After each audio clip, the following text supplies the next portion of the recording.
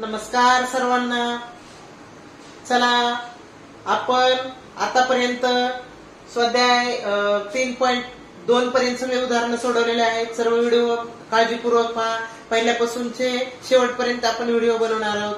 प्रत्येक गणित नीट समजावून सांगण्याचा मी प्रयत्न करत आहे, जेणेकरून तुम्हाला सोप्या पद्धतीने मी सांगत आहे की जेणेकरून तुम्हाला लवकर समजलं पाहिजे ते. आणि पहा तुम्हाला व्हिडिओ कसे वाटतात ते मला कमेंट बॉक्स मध्ये कळवत चला, जेणेकरून मला माझ्या व्हिडिओमध्ये किंवा माझ्या शिकवण्याच्या पद्धतीमध्ये सुधारणा करता येईल. चला मग आजच्या या व्हिडिओमध्ये आपण मागच्या व्हिडिओमध्ये आपण 3.2 किंवा काठिण्य पातळीवरचे प्रश्न पाहिले होते. आजच्या या व्हिडिओमध्ये आपण 4.1 अभ्यासणार आहोत. तर चला पहिलं उदाहरण आहे पहा. 144.144 ला 12 ने भागले असता भागाकार किती येतो. आता दशांश अपूर्णांक आणि त्यावरील मूलभूत क्रिया. दशांश अपूर्णांक म्हणजे काय, तर ज्याचा छेद 10 किंवा 10च्या पटीत असतो त्याला दशांश अपूर्णांकाचे म्हणतात. तर अंश छेदाच्या रूपामध्ये पण दशांश अपूर्णांक मांडता येतो किंवा दशांश चिन्हाच्या रूपामध्ये सुद्धा दशांश अपूर्णांक मांडता येतो. तर पाय ह्याच्यामध्ये आपल्याला काय दिले, भागाकार किती भागले असता भागाकार किती. भागाकार आपण अंश छेदाच्या रूपामध्ये मांडून सुद्धा भागाकार करू शकतो किंवा आपल्या नॉर्मल पद्धतीने जी रेणीची पद्धत आहे त्यांनी सुद्धा भागाकार करू शकतो. चला आपण काय करू मग, अगोदर उभ्या मांडणीने भागाकार पद्धतीने भागाकार करू. 144.144 भागिले 12 ने भागायचं पहा. भागाकार करताना एक एक अंक घेऊन कधी पण भागाकार करायचा, म्हणजे आपल्या चुका खूप कमी होतात. पहिला अंक घेतला 1 हा 12 पेक्षा लहान आहे, पण भाग शून्याचा दिला, खाली शून्य मांडले, एकामधून 1 गेला उरला 1, वरून घेतला 4चा 14 झाले. 12 पेक्षा 14 मोठे, भाग 1चा भासला 12 1 12 झाले, वरून 2 उरले, परत पुन्हा 4 घेतले, खाली 24 झाले. 12 2 24 झाले. 0 1 ला काही भाग जात नाही, भाग दिला दशांशचा, पुन्हा 4 घेतले, 12 1 12 म्हणजे 12.01 हे उत्तर येणार. मग त्याच्या पुढचं आणखी 1 2 येऊ शकतं, पण 12.012 हा पर्याय. त्याच्या पुढचं काढायची गरज नाही, आपल्याला आपल्या पर्यायापर्यंत बघायचं. 0.01 इथं कुठं आले बघायचं, दशांशच्या पुढे 2 आले, दशांशच्या पुढे 0 नाही आलं, म्हणजे पर्याय क्रमांक बी. चला याच्यानंतर दुसरं उदाहरण पाहू आपण. 0.4 कंसामध्ये दिलेले पहा, छेद 0.04 अधिक 0.04 छेद 0.4 यांची बेरीज विचारली आपल्याला. बेरीज करण्याच्या अगोदर आपण ह्याचं जरी रूपांतर करून घेतलं, दशांश चिन्हाचं रूपांतर, किंवा आपण भागाकार करून जर घेतला तर चालू शकते. पहा ह्याचा दशांश काढून टाकायचा, पुढे ढकलायचा, 2 स्थळ पुढे सरकवायचा, कारण ज्याने भागायचा असतो त्याचा दशांश आपण काय करायचं, शक्यतो काढून घ्यायचा असतो. काढून टाकण्यासाठी तो पुढे ढकलायचा. पुढे ढकलायचा म्हणजे याच्यासाठी एक क्रिया आहे की त्याला 10 ने गुणून तो पुढे सरकत असतो. पण पहा इथं 2 स्थळ पुढे सरकणार, म्हणजे ह्याला 100 ने गुणल्यामुळे तो 2 स्थळ पुढे सरकणार. ह्याचा 2 स्थळ सरकला की वरच्याला तसंच करावं लागतं, दोन्ही क्रिया सेम करायच्या, अंशाची आणि छेदाची. आता इथं 2 स्थळ सरकवायला 1 स्थळ कमी पडतंय, म्हणून 1 स्थळ 0 घेऊ आपण. आता दशांश इथे गेला म्हणजे तो निघून गेला. वरच्यात झालं 40, खाली राहिले 4 4 10 40. आता अलीकडे आले 10. आता पुढे बघा, अधिकच्या पुढची क्रिया करू आपण इथंच. आता याचा 1 स्थळ दशांश आहे तो काढून टाकायचा. 1 स्थळ दशांश 10 ने गुणलं की निघून जातो. याचा पण 1 स्थळ पुढे सरकणार म्हणजे इथे येणार, म्हणजे 0.4 राहिलं वरी, खाली राहिलं 4 0.4. आता याला भाग देऊ आपण. आता भाग बसला शून्याचा दशांशला तसंच मांडला 4 1 4. म्हणजे बघा पहिल्यांदा आलं होतं 10 अधिक 0.1 म्हणजे 10 पूर्णांक आहे, 10 मध्ये 0 मिसळले 10 झाले, 10.1 पर्याय क्रमांक 1. तिसरं उदाहरण 6.666 दुसरं कॉमा 6.666 आणि 6.06 यांची बेरीज किती. तर पहा या संख्या वाचत असताना आपल्याला दशांशच्या पुढं एक एक तुटक अंक बनायचे नाही, तर कसं वाचायचं, 6 पूर्णांक, ह्याला बघा दशांश, शतांश आणि सहस्त्रांश. तर वाचायची 2 पद्धतीने. एक पहा 6.666 किंवा 6 पूर्णांक 666 सहस्त्रांश अशी वाचण्याची पद्धत आहे. यांची बेरीज विचारली. बेरीज दशांश करत असताना दशांश खाली दशांश आला पाहिजे याची काळजी घ्यायची. पहा 6.666 अधिक, आता बघा 6.666 म्हणजे इकडे लक्षात घ्यायचं, 6 दशांश चिन्ह 6 6. आता जे एखादं इथलं स्थळ रिकाम आहे तर राहू द्यायचं, तिथं नंतर शून्य मांडून टाकू आपण. 6 दशांश चिन्ह 0 6. तर पहा जिथं जिथं स्थळ कमी पडते तिथं शून्य मांडले तरी चालते, नाही मांडले तरी चालते. पहा बेरीज करू. 6 इथं आलं 6, 6 1 6 7 12 18 8चा हातची आला 1, 6 1 6 7 12 84 3चा हातची आला 1, दशांशला दशांश 6 1 6 7 12 6 18 19 19 दशांश चिन्ह 3 8 6. पर्याय बघा, पर्याय क्रमांक 2. बेरीज वजाबाकी करत असताना दशांश खाली दशांश आला पाहिजे, एवढी काळजी घेतली की अजिबात उत्तर चुकत नाही. चला पुढचं गणित आहे.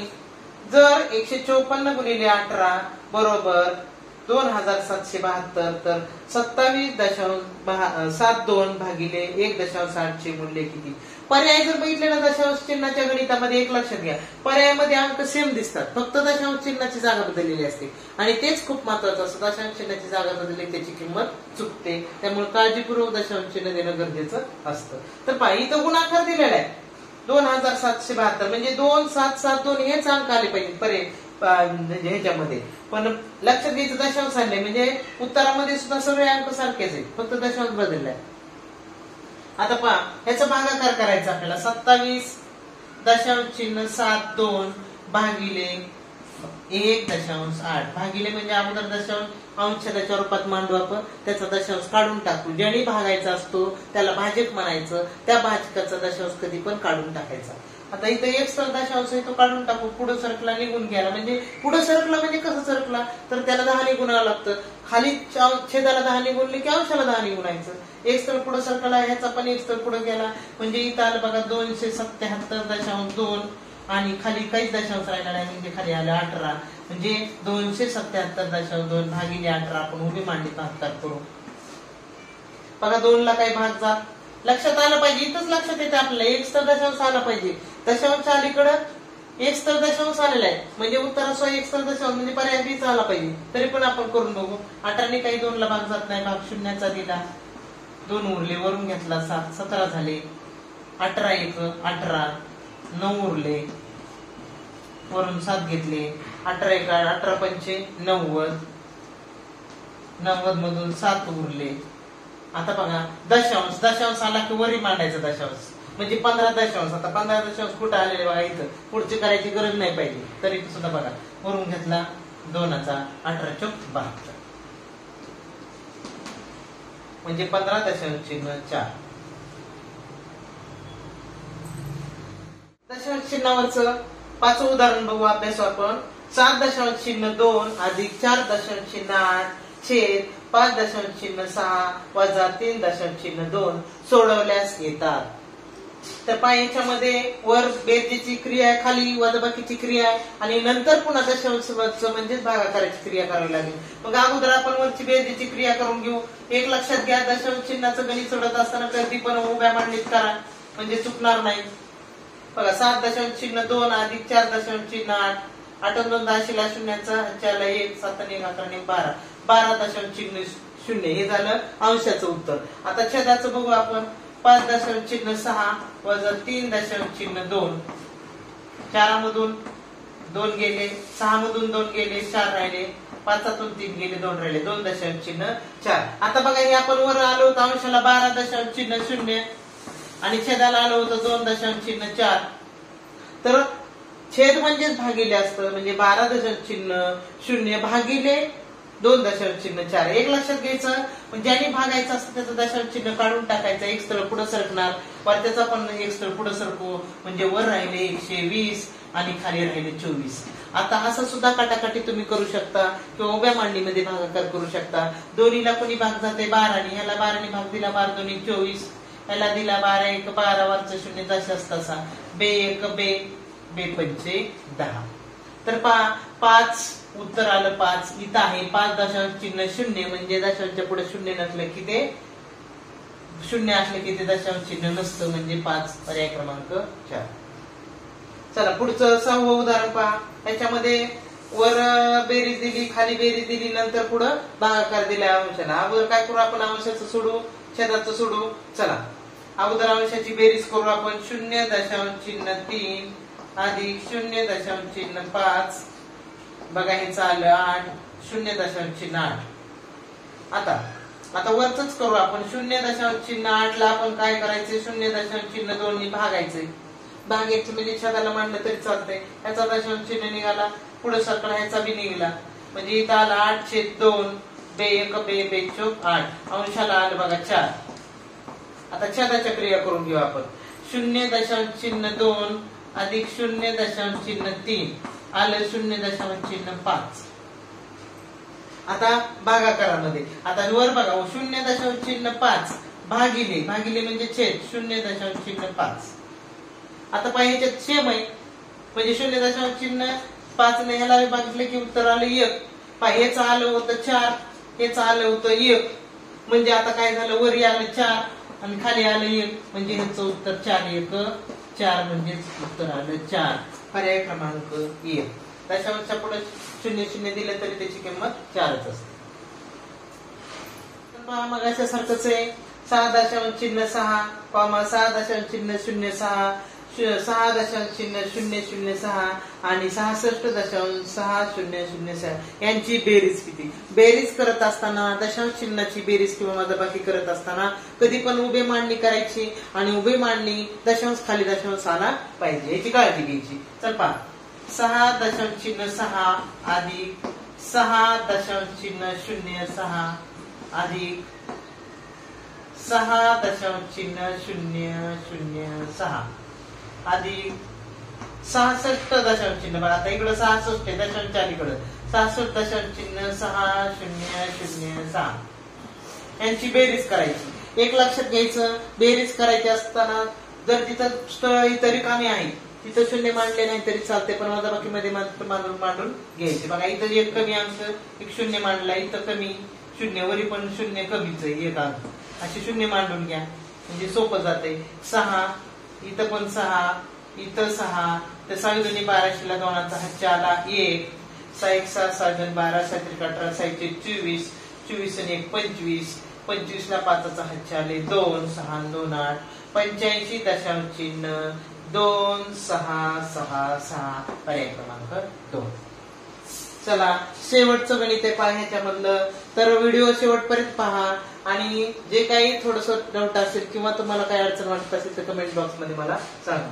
4137 भागिले 1.75 बरोबर 2364 तर 41.37 भागिले 17.5 ची किंमत किती. पहा इथं संख्येचं उत्तर आपल्याला माहिती आहे, अंक माहिती आहे, तेच आहे 2 3 6 4च आले पाहिजे, सगळ्या पर्यायामध्ये तेच आहे. फक्त दशांशचा प्रश्न, दशांश कुठे आला पाहिजे. तर पहिलं कसं दिलेलं आपण ते बघू.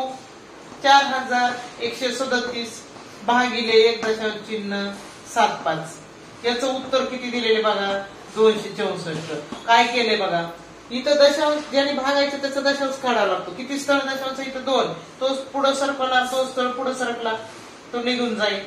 मग ह्याचा दशांश इथं असतो, पुढे असतो म्हणजे तो निघून गेलेला असतो. मग त्याच्या पुढे सरकणार म्हणजे 2 0 येणार, म्हणजे ह्याचा दशांश चिन्ह निघून गेला आणि वर 2 0 आले. त्यावेळेस उत्तर एवढं येते.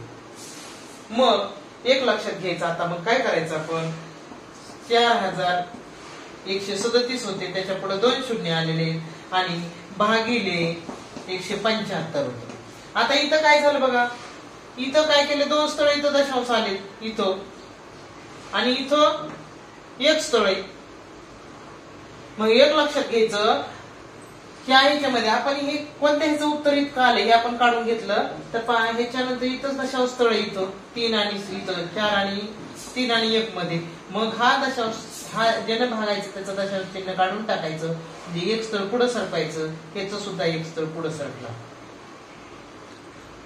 बघा म्हणजे कोणती संख्या राहिली 413.7 भागिले किंवा 0 0 मांडलं तरी चालतंय, नाही मांडलं तरी चालतंय 175.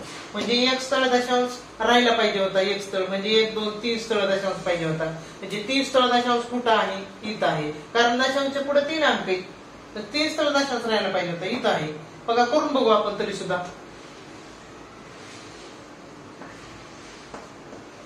413 दशांश चिन्ह 700 भागिले 175.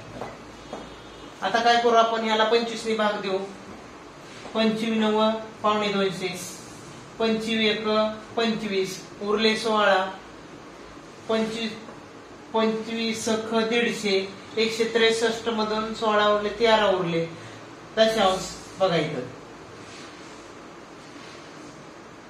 25 25 उरले 16, परत पुन्हा 25 सख 150, म्हणजे बघा लक्षात घ्या 25 7 पावणे 200 पाहिजे.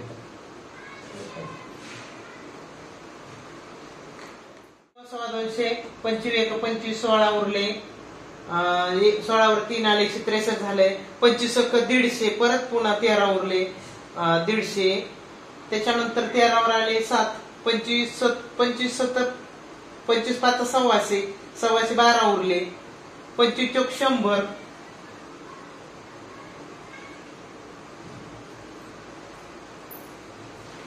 तर आजच्या व्हिडिओमध्ये आपण दशांश अपूर्णांक व त्यावर मूलभूत क्रिया याच्यातलं स्वाध्याय 4.1 अभ्यासलेला आहे. पुढच्या व्हिडिओमध्ये आपण स्वाध्याय 4.2 अभ्यासणार आहोत. तुम्हाला व्हिडिओ आवडला, तुम्ही शेवटपर्यंत माझं ऐकलं किंवा शिकवण्याची पद्धत तुम्हाला समजली, त्याबद्दल धन्यवाद.